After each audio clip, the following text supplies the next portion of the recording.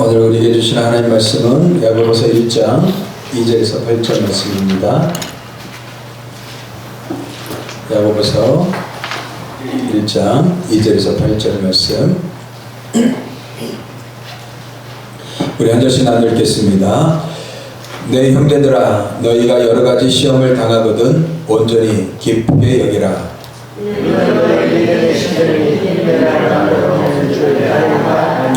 인내를 온전히 이루라. 이는 너희로 온전하고 구비하여 조금 더 부족함이 없게 하려 함이라. 너희 중에 누구든지 지혜가 부족하거든 무엇은 사람에게 부이 주시고 부지치 아니하시는 하나님께 구하라. 그리하면 주시리라. 오직 믿음으로 구하고 조금 더 의심하지 말라. 의심하는 자는 마치 바람에 밀려 요동하는 바다 물결 같으니. 이런 사람은 무엇이든지 주께 얻기를 생각하지 말라. 같이 읽겠습니다. 두 마음을 품어 모든 일에 정함이 없는 자로다. 아멘. 우리가 계속해서 기도에 관한 말씀을 나누고 있죠.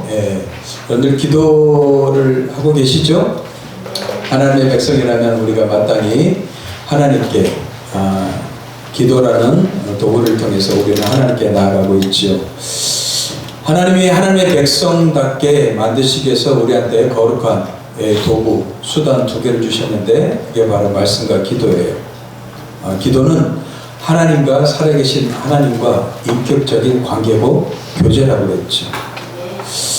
근데 많은 사람들이 기도가 마치 만능인 것처럼 기도하면 모든 것이 다 해결되는 것처럼 기도가 마치 알라딘의 램프 요정처럼 생각하는 사람들이 있습니다.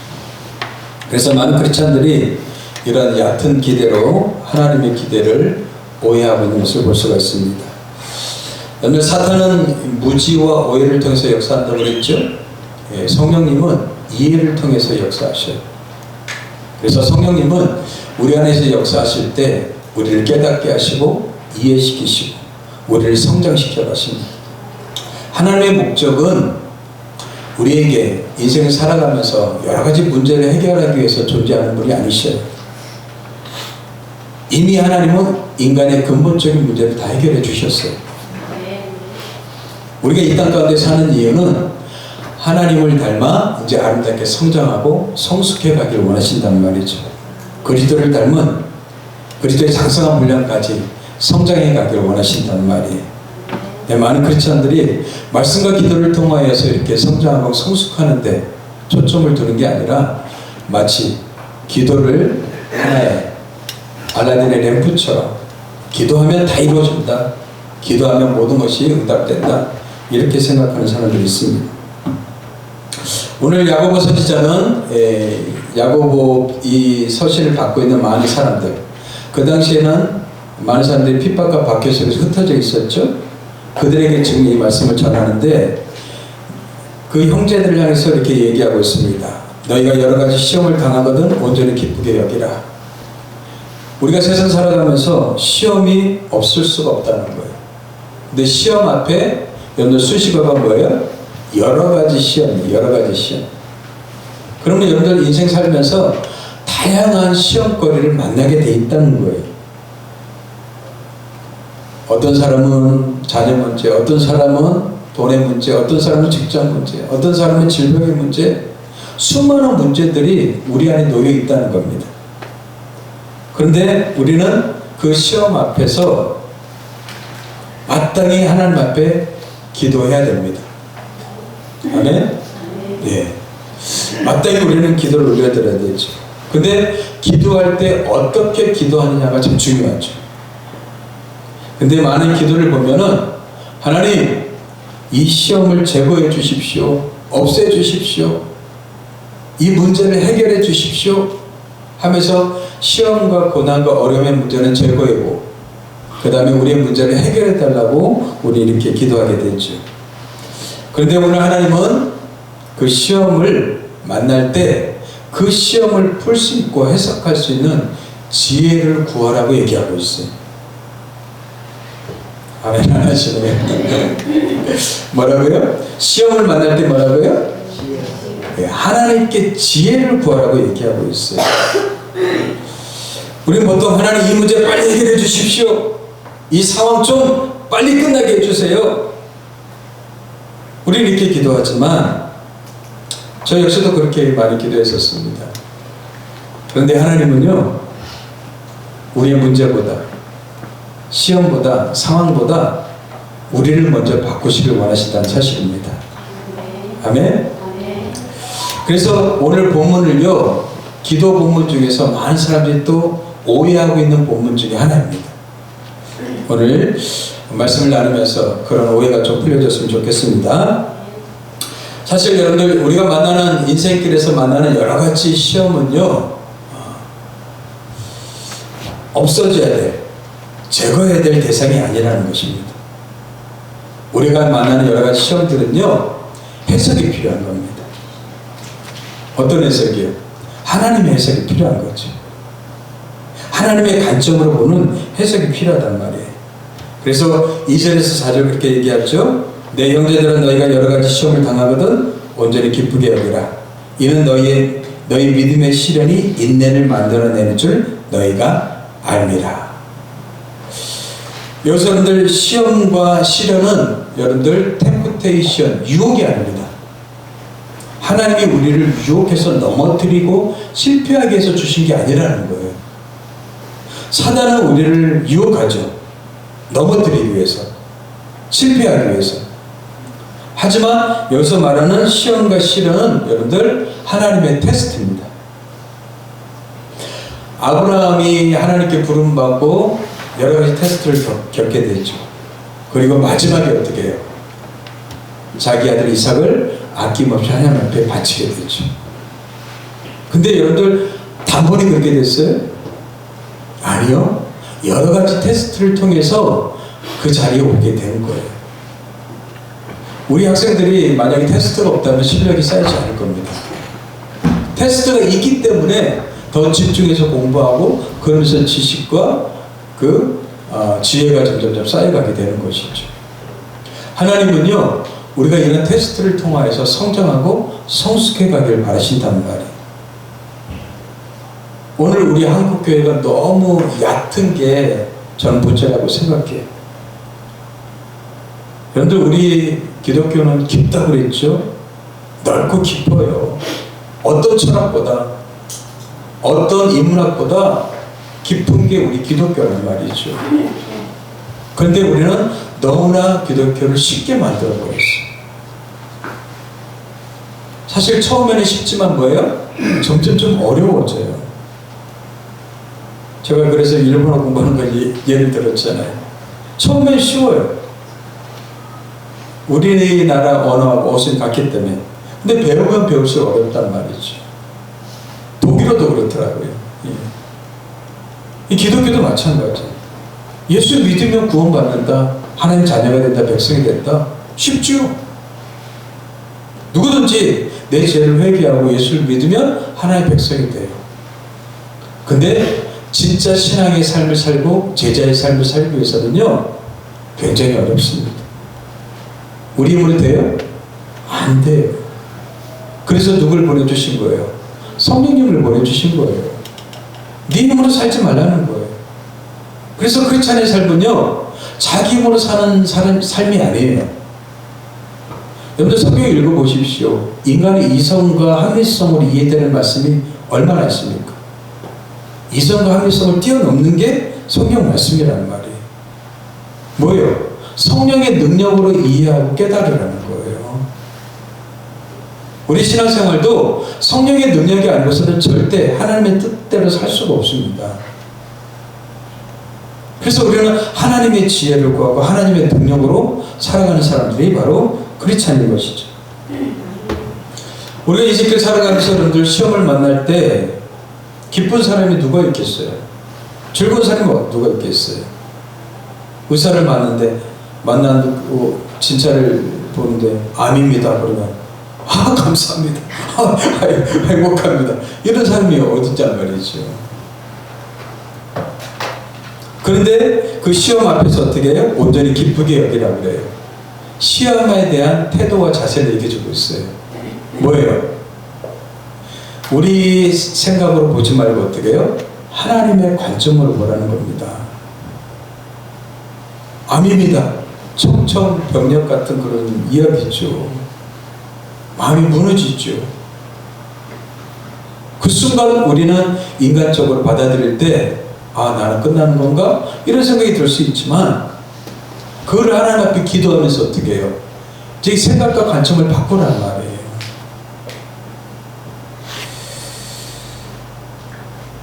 시험을 만나면 괴롭고 힘들고 마음이 무너지는 것이 아니라, 하나님은 이 시련을 통해서, 시험을 통해서 나를 어떻게 또 만드시고 새롭게 하시고 깨닫길 원하시는가?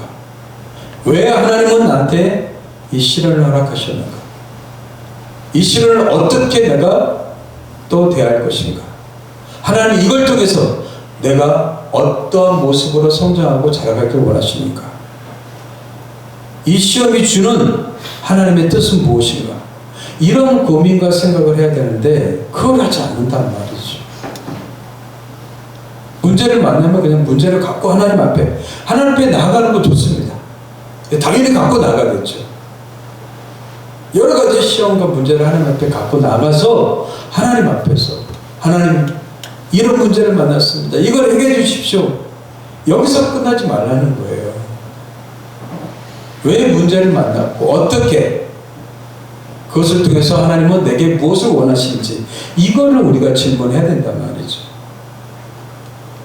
그래서 시험을 만나게 되면 우리는 제거의 대상으로 생각해요. 없애버려야 된다고 생각해요. 사라졌으면 좋겠다 이래요. 근데 하나님은요, 그 시험을 어떻게 해요? 우리를 연단하고 성장시키는 통로로 보신단 말이죠. 그래서 시험은 제거의 대상이 아니라 뭐예요? 해석의 대상입니다. 해석의 대상이에요. 진짜 문제는 시험과 고난이 아니죠. 그것을 바라보는 우리의 관점이죠. 하나님은 우리의 생각과 관점을 바꾸길 원하시죠. 성경은 무엇입니까? 하나님의 관점이에요. 하나님의 생각이에요. 근데 우리는 성경을 읽으면서 여전히 자기 생각과 자기 관점을 계속 가지고 있단 말이에요. 신앙 성장이란 무엇입니까? 교회 오래 다니면 신앙이 성장합니까? 말씀 많이 읽으면 여러분들 신앙 성장해요? 안 그렇더라고요. 내가 직분이 집사가 되고 장로가 되고 권사가 되면 여러분들 신앙이 성장하는 거예요? 아니더라고요. 신앙이 진짜 믿음이 없는 사람이 더 많더라고요. 그럼 신앙이 성장했다는 건 뭐예요? 하나님의 생각과 내 생각이 같아지는 거죠. 아멘? 하나님의 생각과 내 생각이 같아지는 게 신앙이 성장하는 거죠. 우리는 이런 생각을 하지 않고 어떻게 해요? 내 관점, 내 생각으로만 계속 하나님 앞에 요청한단 말이에요. 그러면서 하나님 이걸 이루어 주십시오. 이걸 해결해 주십시오. 이걸 풀어 주십시오. 이렇게 요청한단 말이죠. 하나님은 우리가 그 문제와 시험, 시련을 만났을 때 어떻게 바라보고 어떻게 해석하고 어떻게 생각하는가, 우리의 관점이 아니라 하나님의 관점을 갖기를 원하시는 거예요. 이 하나님의 관점을 배우고 그것을 가지고 말했던 사람이 있습니다. 바로 요셉이죠. 요셉의 이야기 아시죠? 창세기 여러분들 45장 말씀 같이 한번 읽어보겠습니다. 시작. 하나님의 큰 구원으로 당신들의 생명을 보존하고 당신들의 후손을 세상에 두시려고 나를 당신들보다 먼저 보내셨나니, 그런즉 나를 이래로 보내신 이는 당신들이 아니요 하나님이시라. 하나님이 나를 바로에게 아버지로 삼으시고 그 온 집의 주로 삼으시며 애굽 온 땅의 통치자로 삼으셨나이다. 예, 요셉은 우리가 알다시피 형들의 그런 요셉을 핍박하는 그런 상황 속에서 요셉은 애굽으로 팔려가게 됐죠. 근데 애굽을 충실하게 충성스럽게 여겨갖고 가정총무로 세웠던 그 보디발, 그 집에서 얼마나 성실하게 일했어요. 근데 보디발의 아내가 어떻게 해요? 요셉을 유혹하고 또 요셉을 모함해서 어떻게 해요? 감옥에 가두지 않습니까? 감옥에 들어가서 어땠어요? 술 맡은 가는 자, 똥 맡은 가는 자, 그날의 지도자였던 사람들을 열심히 봉사하고 섬겼어요. 그런데 그들이 복직되고 회복되면 요셉을 기억한다고 그랬는데 어떻게 해요? 새까맣게 잊어버렸어요. 어쩌면 요셉의 삶을 들여다보면은 배신과 아픔과 너무나 상처가 많은 사람이에요. 사실 여러분, 상처가 많을수록 사람들은 어때요? 마음에 독이 쌓이죠. 그래서 상처 입은 사람들의 말을 보면 어떻습니까? 독설이냐, 독설. 독이 묻어있는 말이란 말이에요. 그래서 싸납게 말하고, 그 다음에 다른 사람들이 못되게 말하고, 이런 사람들 보면 어떻게 해요? 그 내면을 보면 상처가 많은 거예요. 어쩌면 요셉의 말 속에는 그러한 고백이 많아야 되는데, 요셉은 어떻게 했어요? 그런 독설이 없어요. 그리고 자기를 팔았던 그 형제들 앞에서 이렇게 고백합니다. 하나님의 큰 구원으로 당신들의 생명을 보존하고 당신들의 후손을 세상에 두시려고 나를 당신들보다 먼저 보내셨나니. 자기 육신적인 인간적인 관점이 아니라 뭐예요? 하나님의 관점으로 지금 얘기하고 있어요. 여러분들 이럴 수 있겠습니까? 애굽의 총리가 되었어요. 높은 직위에 올라갔어요. 그러면 자기에게 상처를 줬던 사람들 생각나지 않겠어요? 내가 이제 힘이 생겼으니까 어떻게 해요? 저들을 그냥 내 앞에서 굴복시키리라, 이런 마음이 들지 않겠어요? 근데 요셉은 어떻게 했어요? 그 힘으로 다른 사람을 누르는 것이 아니라 하나님의 관점으로 그 상황과 모든 환경과 고난과 어려움을 해석했단 말이에요. 저는 여러분들이 인생을 살아가면서 문제가 없을 수 없어요. 시험이 없을 수가 없어요. 고난과 질병이 없을 수 없단 말이에요. 근데 여러분들 그것을 제거의 대상이 아니라 해석의 대상으로 살펴봤으면 좋겠습니다. 하나님의 관점으로 하나님 왜 내게 이것을 허락하셨는지, 이걸 통해서 무엇을 원하시는지, 내가 이것을 어떻게 대처하고 어떻게 하나님의 뜻을 깨닫게 원하시는지 한번 고민하고 생각했으면 좋겠어요. 여러분들, 같은 사건도 해석이 다르면 완전히 다른 거죠. 지금 요셉은 뭐예요? 그 관점을 하나님의 관점으로 보니까 완전히 달라졌단 말이죠. 여러분들, 이 하나님의 관점, 하나님의 생각으로 바라보고 판단하는 것이 바로 지혜입니다. 그래서 야고보서 1장에 지금 그 지혜를 구하라는 거예요. 지혜를 구하십시오. 하나님의 지혜를 구하라는 거예요. 너희에게 누구든지 지혜가 부족하거든 모든 사람에게 후히 주시고 꾸짖지 아니하시는 하나님께 구하라. 그리하면 주시리라. 지혜가 부족하거든 뭐라고요? 하나님께 구하래요. 기도하래요. 모든 사람에게 주시겠다고 얘기하고 있어요. 모든 사람에게 후히 주시고 꾸짖지 아니하시는 하나님께 구하래요. 그러면 주시겠다고 말씀하셔요. 그래서 여러분들, 여기서 지혜는 지식과 정보가 아니라는 말이에요. 지식과 정보가 아니라 하나님의 관점으로, 하나님의 시선으로 보는 능력이에요. 하나님의 관점으로, 하나님의 시선으로 우리가 당하는 시험과 고난을 해석하는 능력, 이게 바로 지혜란 말이죠. 이 지혜를 구하라는 거예요. 이걸 해결해 주십시오, 이게 아니라 하나님, 이 문제를 통해서 내가 하나님의 지혜를 구합니다. 후히 주시고 꾸짖지 아니하시는, 구할 때 하나님이 주신다고 약속하셨으니 제게 이 하나님의 지혜를 주셔서 이 문제를 잘 극복하고 또 이 문제를 통해서 제가 한 단계 성장하고 또 하나님의 뜻을 발견하게 해 주십시오. 이렇게 기도하란 말이에요. 아멘? 아이들은 그렇지 못하죠. 아이들은 당장 뭐예요? 이거 해결해 주세요 이러죠. 근데 우리는 이제 조금 성장하고 성숙했다면 지혜를 구하면서 우리가 기도해야 되지 않겠습니까?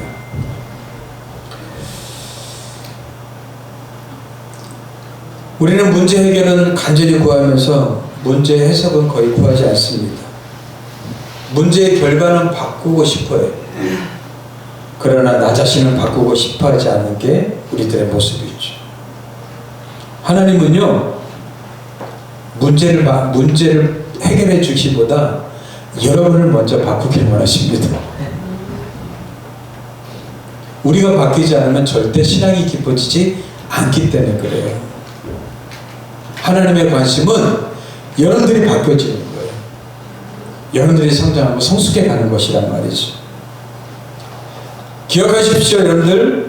하나님은 우리 문제 해결을 위해서 존재하지 않으십니다.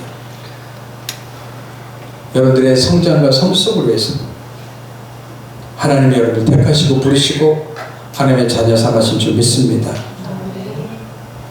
이스라엘 백성들 1세대를 보십시오. 그들이 출애굽해서 강약길을 걸을 때 그들은 여러 가지 문제를 만났죠.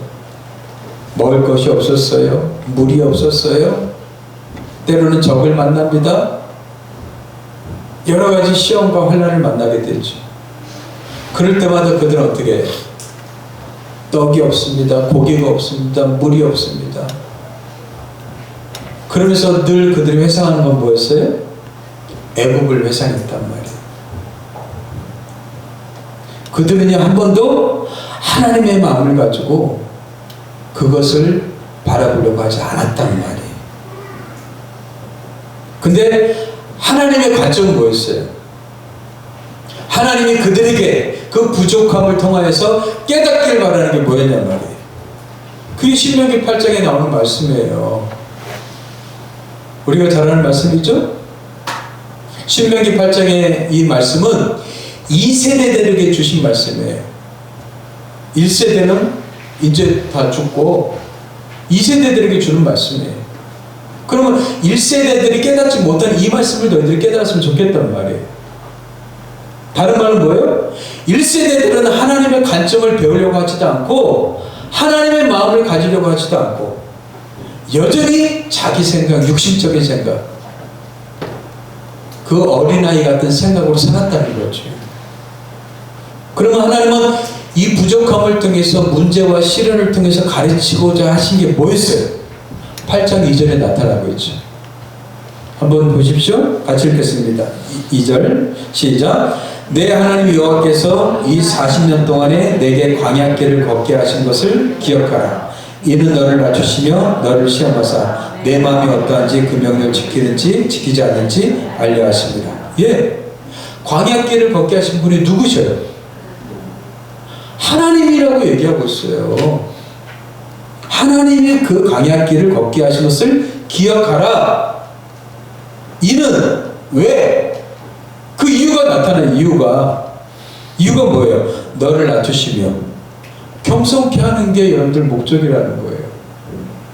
하나님은 우리가 문제를 만났어요? 목적이 뭐예요?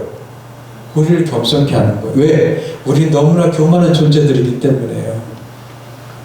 참수도 방심할 수가 없어요. 순간순간 교만이 우리 안에 올라오기 때문에. 조금만 먹고 살잖아요? 그럼 하나님 필요 없어요. 내 힘으로 여러분 무언가를 할 수 있잖아요? 하나님 의지하지 않아요. 우리는 그런 존재들이기 때문에요.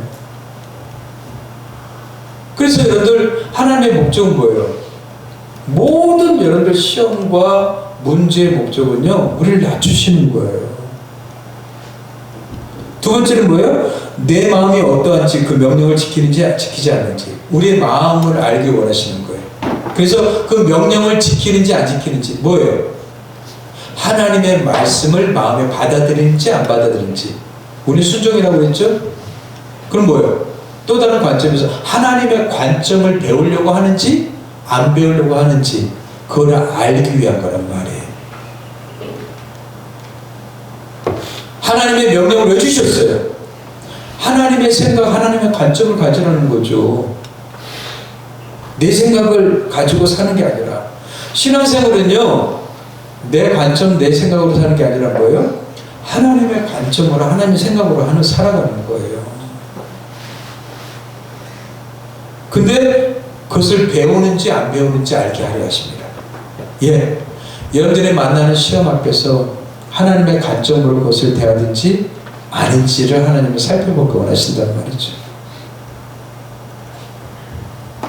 그래서 때로는 어떻게 해요? 너를 낮추시면 너를 줄이게 하시고 너도 알지 못하면 내 조상들도 알지 못하다 만나를 내게 먹이신 것은, 예, 때로는 그 가운데서 어떻게 하나님의 은혜 가운데, 긍휼 가운데 기적과 능력을 경험을 한단 말이죠.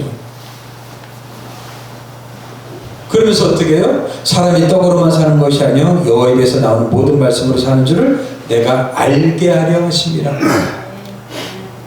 사람이 뭐야? 떡으로만 사는 게 아니다. 하나님의 말씀으로 산다. 이 말은 뭐예요?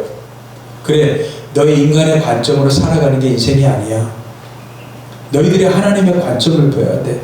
하나님의 생각을 받아들여야 돼. 그거를 알게 하기 위해서 우리에게 광야길을 걷게 하셨다는 거예요. 그렇다면 지금도 마찬가지죠. 하나님이 여러분에게 왜 시험을 주십니까? 왜 고난을 주십니까? 왜 어려움을 주십니까? 이거예요, 이거. 예. 근데 우리 이걸 배우려고 하지 않고 어떻게 해요? 우리는 하나님 해결해 주세요. 없애 주세요. 제거해 주세요. 이렇게만 기도하고 있단 말이죠. 항상 문제 해결에만 초점을 맞추고 있어요. 아닙니다. 신앙을 그렇게 단순하게 보지 마십시오. 기도는 그렇게 단순하게 하는 게 아닙니다. 기도는요, 하나님 앞에 우린 질문하고 대화하고 교제하는 거예요. 하나님의 관점에서 보려는 그런 지혜와 또 그런 시각과 관점을 갖게 되길 주로 축복합니다. 이게 신앙생활이에요. 이게 신앙생활이에요. 직분만 높이는 게 신앙생활이 아니란 말이죠. 근데요, 진짜 문제는 무엇인지 아십니까? 진짜 문제는요, 의심이 아니라 두 마음이에요. 의심이 아니라 두 마음이에요. 야고보서 1장 5절에서 8절 말씀 같이 읽겠습니다. 시작. 오직 믿음으로 구하고 조금도 의심하지 말라. 의심하는 자는 마치 바람에 밀려 요동하는 바다 물결 같으니 이런 사람은 무엇이든지 죽게 얻기를 생각하지 말라. 두 마음을 품어 모든 일에 정함이 없는 자로다. 여러분들, 이 본문이 가장 오해하고 있는 본문 중에 하나입니다. 많은 사람들이 이 말씀을 오해합니다. 기도에 적용을 해요. 여러분들, 제가 성경을 해석할 때는 항상 문맥이 중요하다고 그랬죠? 그러면 이 문맥 속에서 지금 강조하고 있는 게 뭐예요? 오늘 하나님 말씀에서 강조하고 있는 게 뭐예요? 하나님의 지혜를 구하라는 거 아니겠어요? 근데 이 본문만 따로 떼어내면 어떻게 해요? 그거는 사라지고 기도만 남는단 말이에요. 그러면서 뭐라고 그래요? 조금 더 의심하지 마. 의심하는 자는 마치 바람에 밀려 요동하는 바다 물결 같아. 이런 사람은 무엇이든지 죽게 얻기를 생각하지 마. 이 말은 뭐예요? 너가 기도할 때 100% 확신이 있어야 된다는 거예요. 100% 확신이 있어야지만 응답받는다는 거예요. 우리 응답받지 못했어요. 그럼 뭐예요? 너가 100% 확신이 없어서 응답 못 받은 거야. 이렇게 되는 거 아니겠어요? 그러면서 우리는 응답받지 못하면 어떻게 해요? 내가 의심해서 응답받지 못했나? 죄책감이 생기지 않겠어요? 하나님이 그런 분이셔요? 우리도 모르게 그런 죄책감을 가져요. 나는 100% 확신을 갖고 구하지 않았구나. 내가 의심했구나. 그러면서 그 책임을 우리한테 돌린단 말이죠. 여기서 그렇게 해석하는 것은 큰 문제예요. 왜요? 기도를 우리들의 심리적인 확신으로 만들어버리기 때문에 그렇습니다. 기도는 그게 아니라고 그랬죠. 하나님과 인격적인 교제 대화라고 그랬어요. 근데 여러분들 이것을 내 100% 심리적 확신으로 만들어버린단 말이에요. 그래서 믿음을 우리의 감정 상태로 만들어요. 감정으로 만들어버린단 말이에요. 내 감정이 어떨 때는 확신이 있어요. 그래서 막 확신이 없고 그렇게 될 줄 믿습니다 하고 막 기도해요. 어쩔 때는 뭐예요? 확신이 하나도 없어요. 그렇게 될 줄 믿습니다. 이 감정의 확신에 따라서 기도들이 달라져요? 아니잖아요.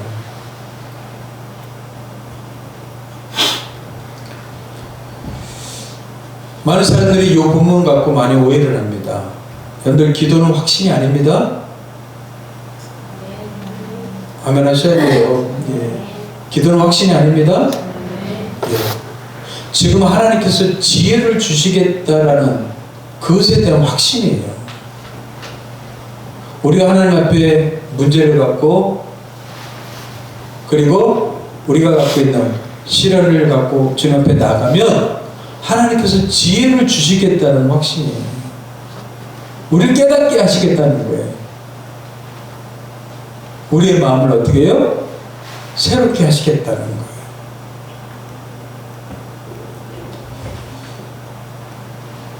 근데 우리가 기도하면서 드는 마음은 두 마음이죠. 두 마음.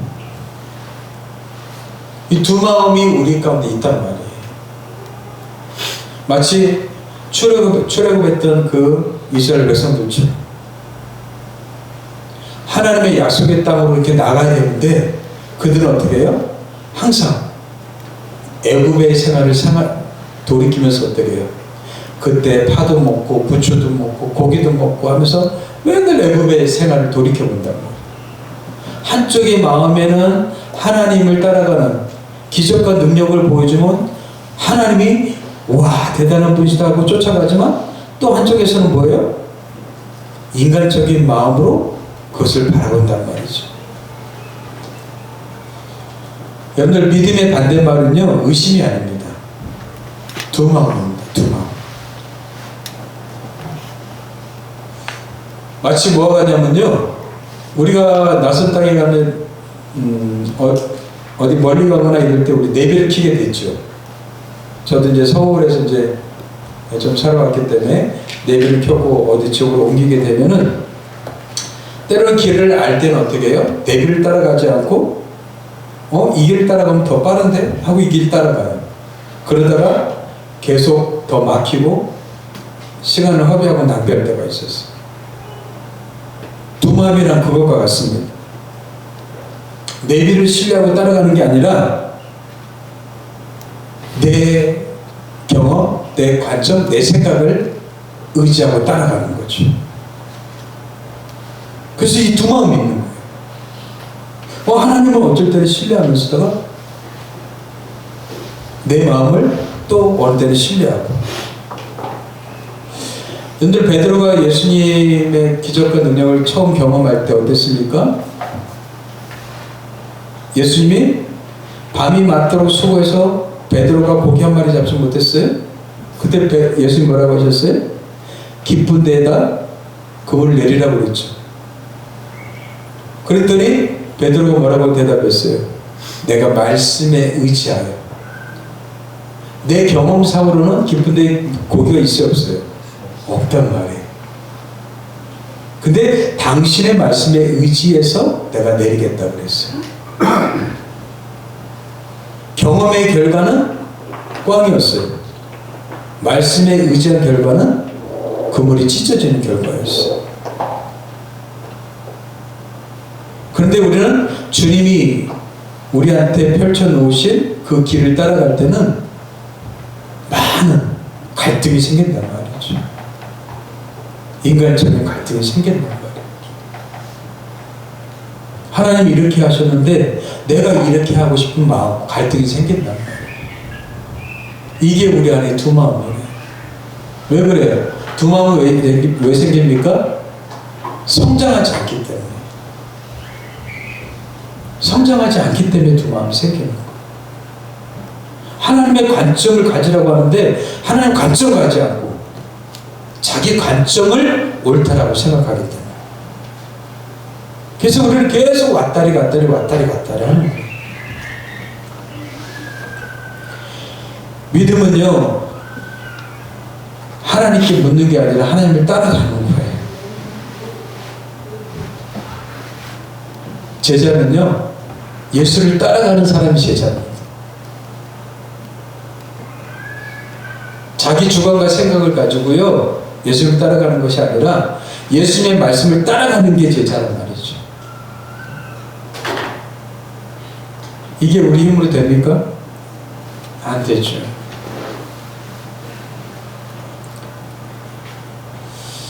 어떤 사람이 아파서 병원에 갔습니다. 의사가 진짜로 이렇게 얘기합니다.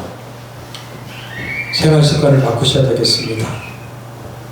근데 이 사람은요, 자기 생활 습관을 바꾸지 않고 의사한테 얘기합니다. 약 주세요. 빨리 낫게 해주세요. 생활 습관을 고치려 하지 않고 계속 약만 찾는 거예요. 어쩌면 오늘 크리스찬들의 기도가 그런 것 같아요. 하나님 빨리 처방 좀 내려주셔갖고 약 먹고 빨리 해결해 주세요.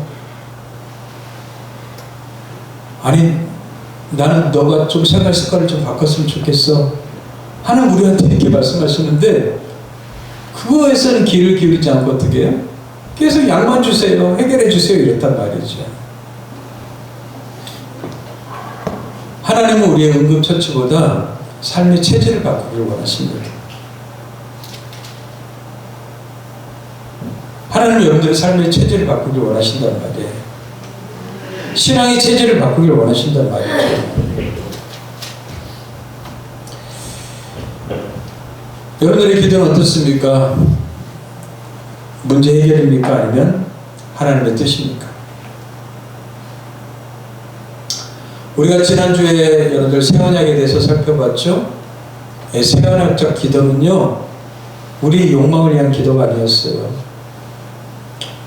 하나님이 제 많은 인생을 구원하시고자 계획하신 놀라운 하나님의 구원 계획을 이루어 달라는 기도였단 말이죠. 하나님 이 문제를 없애주세요가 아니라 이 문제 속에서 당신의 뜻과 계획을 보게 해주십시오. 우리는 이렇게 기도해야 될 줄 믿습니다. 그리고 왜 이런 일이 일어났는지, 이 상황에서 어떻게 반응해야 될지, 하나님이 무엇을 깨닫기를 원하시는지 우리는 생각하고 하나님께 질문하면서 우리는 기도해야 될 줄 믿습니다. 그래야지 우리가 성장이 일어났죠. 우리가 만나는 시험은 우리 인생을 무너뜨리는 사건이 아닙니다. 우리의 믿음을 완성시키기 위해서 하나님이 허락하신 시련이고 시험인 줄 믿습니다. 그래서 여러분들 그 시험과 시련을 대할 때 기쁘게 여기라고 얘기한 거예요. 아, 이걸 통해서 이제 하나님이 나를 어떤 단계로 나가게 하실까? 어떻게 성장시키실 것인가? 이런 기대가 생기기 때문에 그래요. 이런 기대가. 하나님은 여러분 인생에서 시험을 빼주시는 분이 아닙니다. 근데 우리는 그렇죠. 하나님 이 시험 빼주세요. 이런 어려움 저한테 빼주세요.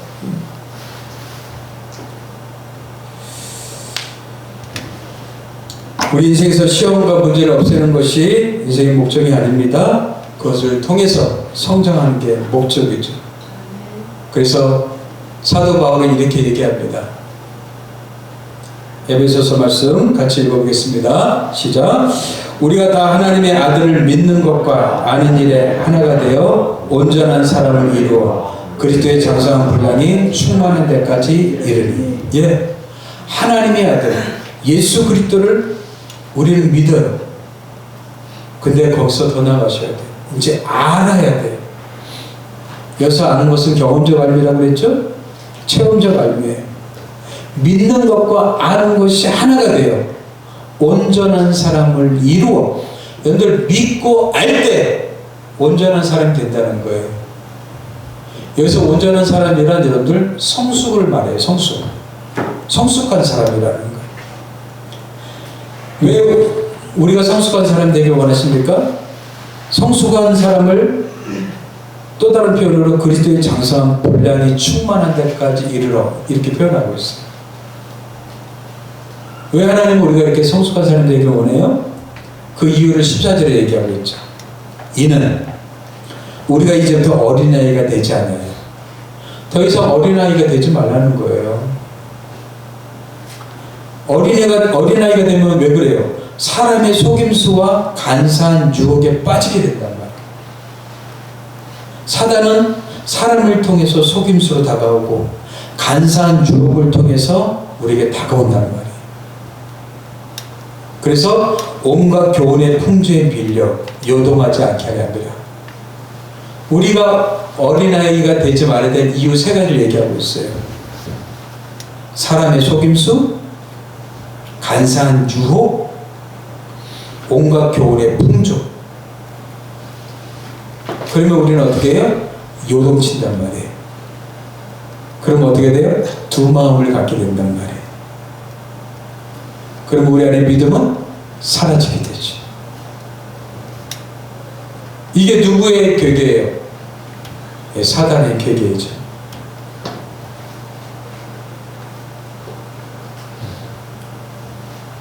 저는 여러분들이 좀 말씀을 들려줬으면 좋겠어요. 맨날 쉬운 밥만 먹지 마세요. 편한 밥만 먹지 마세요. 예수 믿고 축복 받으십시오. 그러면 아멘 소리가 커져요. 예수님을 알고 믿는 일에 하나가 되십시오. 성장해 가십시오. 그러면 아멘이 작아요. 여러분, 우리 진짜 신앙생활 아직도 우리는 하고 있지 않아요.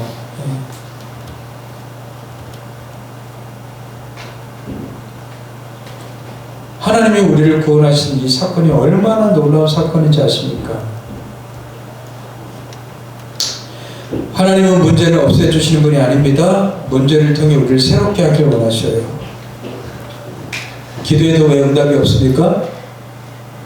하나님의 침묵은 거절이 아닙니다. 성장과 성숙으로 초대하는 하나님의 침묵이죠. 하나님은 상황과 문제를 바꾸기 전에 우리가 먼저 바뀌길 원하십니다. 하나님은 이 상황 속에서도 일하신다. 하나님이 이걸 통해서 내가 배우길 원하신다. 하나님의 방식으로, 하나님의 방법으로, 관점으로 내가 반응하겠습니다. 이게 바로 믿음이에요. 이게 바로 믿음이에요. 올바른 믿음은 감정이 아닙니다. 하나님이 하신 말씀을 따라가는 게 믿음이에요. 하나님은 오늘 우리의 기도를 통해서 그걸 배우길 원하시는 거예요. 우리의 기도가 더 이상 문제 해결의 기도가 아니라 문제를 통해서 하나님의 뜻을 발견하고 하나님 안에서 성장해가는 그런 기도가 되었으면 좋겠습니다. 기도하겠습니다. 하나님 아버지, 인생을 살아가면서 다양한 시험과 시련을 만나게 되지만 그 시련과 시험 앞에서, 문제 앞에서 하나님께 지혜를 구하라고 말씀하셨습니다.